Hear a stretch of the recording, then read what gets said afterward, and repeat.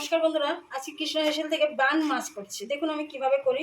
জল দিয়ে মাছটা ধুয়ে নিয়েছি, পেঁয়াজ কাটবো আর টমেটো কাটবো আর রসুনটা থেতো করে দেবো। আমি প্রথমে মাছটা নুন হলুদ মেখে নিচ্ছি।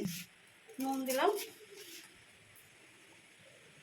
মাছটা একটু গরম জলে না ধুলে গন্ধ ছাড়ে, সেই জন্য মাছটা ধুয়ে নিতে হয়। তুই বসানো কড়াই বসালাম, এটা দেখানো দরকার নেই। আমি তেল দিলাম মাছ ভাজার জন্য। তেলটা গরম হতে বসিয়েছি আর এদিকে আমি পেঁয়াজ আর টমেটোটা কেটে নিচ্ছি।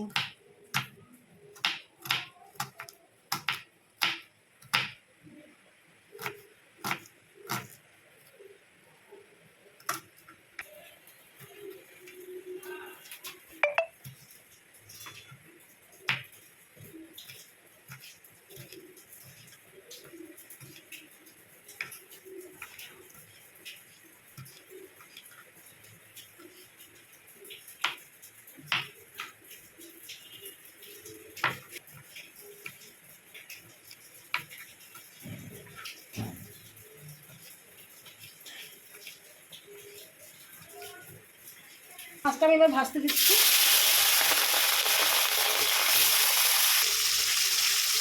এবার আমি মাছটা উঠিয়ে দিচ্ছি, একটু হয়ে গেছে ভালো। মাছটা খেতে খুবই ভালো, কিন্তু যে এনেছে তারা খায় না, এই জন্য আমাকে দিয়ে দিয়েছে। তারা বলছে কাটা, কিন্তু এই মাছে কাটা হয় না। আমার মাছটা ভাজা হয়ে গেছে, এবার আমি তুলে দিচ্ছি।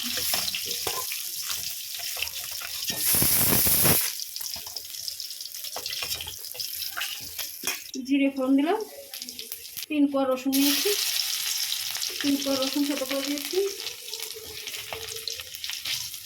এই সাইজের 2টো পেঁয়াজ নিয়েছি।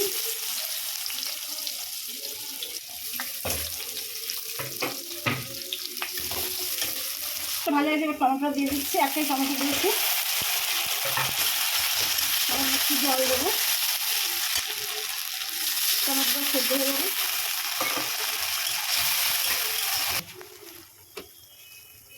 এক চামচ আদা বাটা, শুকনো লঙ্কা বাটা,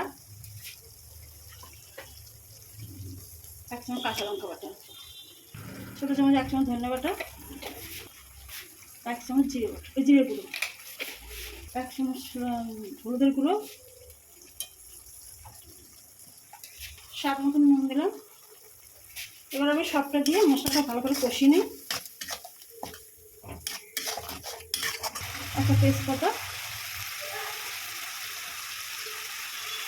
4টে কাঁচা লঙ্কা ছিঁড়ে দিয়েছি মাঝখান থেকে। হয়ে গেছে, তেলও বেরিয়ে গেছে দেখুন। এবার আমি মাছটা দিয়ে দিচ্ছি।